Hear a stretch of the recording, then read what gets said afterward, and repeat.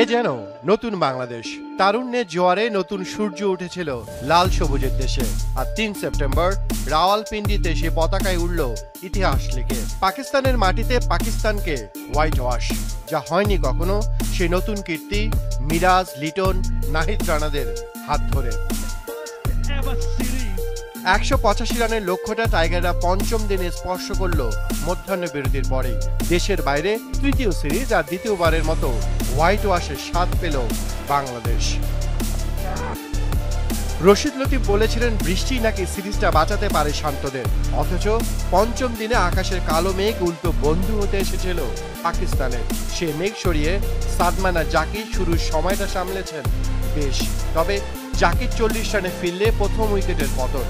আরেক ওপেনার সাদমানও একই পথে, তবে শঙ্কার মেঘকে বৃষ্টি হতে দেননি নাজমুল শান্ত এবং মুমিনুল হকের ৫০ জুটি। শান্ত যখন ৩৮ রানে ফিরলেন, জয় তখন হাতের নাগালে। উড়িয়ে মারতে গিয়ে মুমিনুল ফিরলেও বাকি পথটা সহজেই পাড়ি দেন দুই অভিজ্ঞ কান্ডারি মুশফিক আর সাকিব।